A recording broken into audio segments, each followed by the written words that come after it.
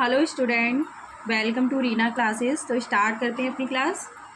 Question है, जब शिक्षक कक्षा के अन्य शिक्षार्थियों के साथ समूह गतिविधि में नेत्रहीन शिक्षार्थी को भी शामिल करता है तो वह ऑप्शन ए, वह नेत्रहीन शिक्षार्थी के प्रति सहानुभूति विकसित करने के लिए सभी शिक्षार्थियों की सहायता कर रहा है। ऑप्शन बी, वह नेत्रहीन शिक्षार्थी का तनाव बढ़ा रहा है। सी, वह कक्षा में अधिगम के लिए बाधाएं उत्पन्न कर रहा है। डी, वह समावेशी शिक्षा की भावना के अनुसार कार्य कर रहा है। तो राइट आंसर होगा हमारा ऑप्शन डी, वह समावेशी शिक्षा की भावना के अनुसार कार्य कर रहा है। नेक्स्ट है, कोलबर्ग के अनुसार सही और गलत के बारे में बच्चे चिंतन करते हैं। ऑप्शन ए, अलग अलग ढंग से, अलग अलग उम्र में। बी, अलग अलग चरणों में एक ही ढंग से। सी, संदर्भ के अनुसार। डी, माता पिता द्वारा दिए गए निर्देशों के अनुसार। तो राइट ऑप्शन होगा ऑप्शन सी, संदर्भ के अनुसार। नेक्स्ट क्वेश्चन है, बच्चों द्वारा की जाने वाली त्रुटियों के संबंध में निम्नलिखित में से कौन सी सही स्थिति है। ऑप्शन ए, किसी भाषा की मूल भाषी त्रुटियां करते हैं जबकि अस्थानीय गलतियां या चूक करते हैं। बी है, यदि सुधार की आवश्यकता है तो इसे तुरंत किया जाना चाहिए। सी, यदि सुधार की आवश्यकता है तो इसे प्रायः तुरंत नहीं किया जाना चाहिए। डी, त्रुटियों के तत्काल सुधार के परिणाम स्वरूप सकारात्मक पुनर्वलन होता है। तो राइट ऑप्शन है ऑप्शन डी, त्रुटियों के तत्काल सुधार के लिए परिणाम स्वरूप सकारात्मक पुनर्वलन होता है। नेक्स्ट क्वेश्चन है, मिश्रित आयु वर्ग के छात्रों की कक्षा से व्यवहार रखने वाले शिक्षक के लिए डैश का ज्ञान सर्वाधिक महत्वपूर्ण है। ए, सांस्कृतिक पृष्ठभूमि। बी, विकासात्मक अवस्था। सी, उनके माता पिता का व्यवसाय। डी, सामाजिक आर्थिक पृष्ठभूमि। तो राइट ऑप्शन है विकासात्मक अवस्था। नेक्स्ट है, सबसे अधिक और जटिल सामाजिकरण होता है। ऑप्शन ए, व्यक्ति के जीवन पर्यंत। बी, किशोरावस्था के दौरान। सी, पूर्व बाल्यावस्था। डी, प्रौढ़ावस्था के दौरान। तो राइट आंसर है ऑप्शन बी, किशोरावस्था के दौरान। नेक्स्ट क्वेश्चन है, संज्ञानात्मक प्रशिक्षुता और शैक्षिक संवाद। ऑप्शन ए, अधिगम की सामाजिक गतिविधि के रूप में ग्रहण करते हैं। बी, अधिगमात्मक तर्क वितर्क के अनुप्रयोग पर आधारित है। सी, पाठ्य सामग्री के व्यवस्थित संगठन पर बल देते हैं। डी, दक्षता प्राप्त करने के लिए व्यवहारिक प्रशिक्षण की आवश्यकता पर बल देते हैं। तो राइट ऑप्शन क्या होगा?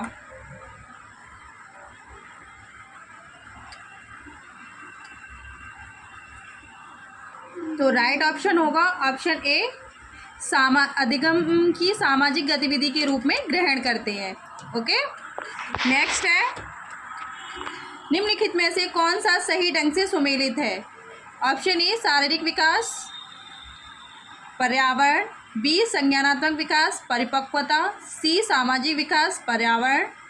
डी, भावनात्मक विकास परिपक्वता। तो राइट ऑप्शन होगा ऑप्शन सी, सामाजिक विकास पर्यावरण। ओके, नेक्स्ट है, कक्षा में पोलियो से 3 बच्चे प्रभावित हैं। खेल के कालांश में उन्हें ऑप्शन ए, कोने में बिठाया जाना चाहिए ताकि ये बच्चे खेल का आनंद ले सकें। बी, अन्य बच्चों के साथ उचित खेल में भाग लेने के लिए प्रोत्साहित किया जाना चाहिए। सी, केवल इंडोर गेम्स में भाग लेने की अनुमति दी जानी चाहिए। डी, कक्षा के सभी छात्रों के साथ खेलने के लिए विवश किया जाना चाहिए। तो राइट ऑप्शन क्या होगा?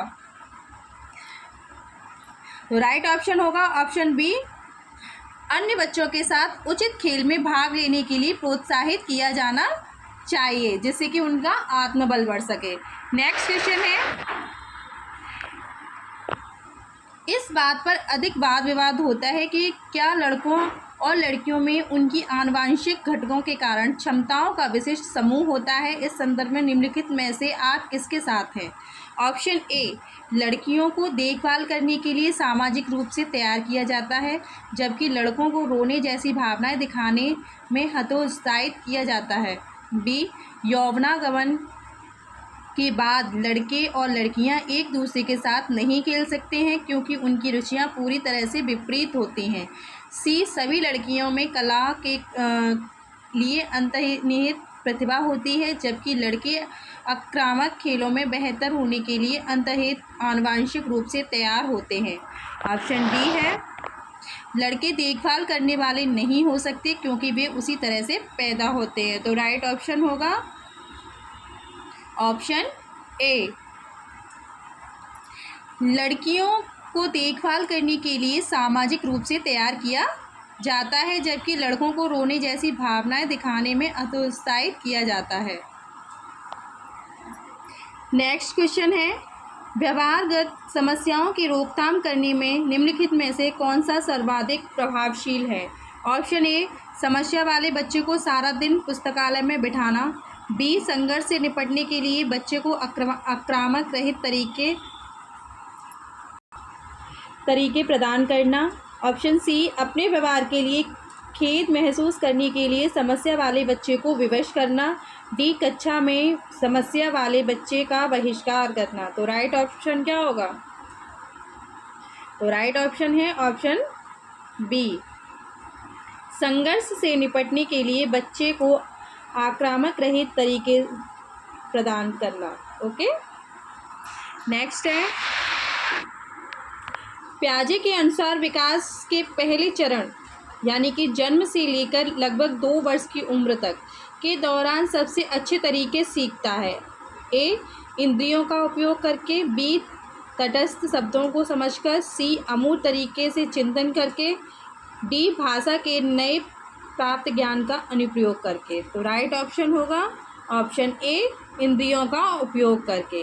ओके, नेक्स्ट है, किस अवस्था में बच्चा वस्तु स्थायित्व का प्रदर्शन करता है? ऑप्शन ए, औपचारिक संक्रियात्मक अवस्था। बी, ज्ञानेंद्रिय अवस्था। सी, पूर्व संक्रियात्मक अवस्था। डी, मूर्त संक्रियात्मक अवस्था। तो राइट ऑप्शन होगा बी, ज्ञानेंद्रिय अवस्था।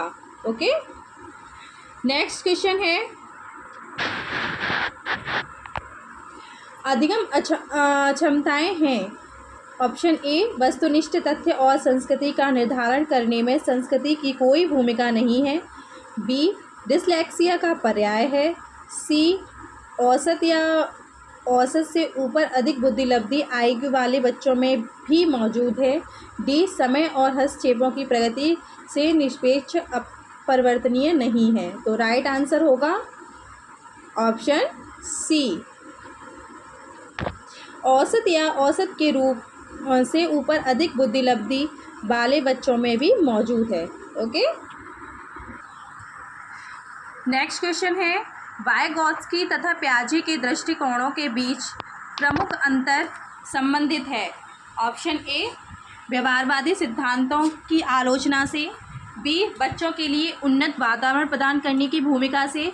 सी, भाषा और विचार के विषय में उनके विचारों से।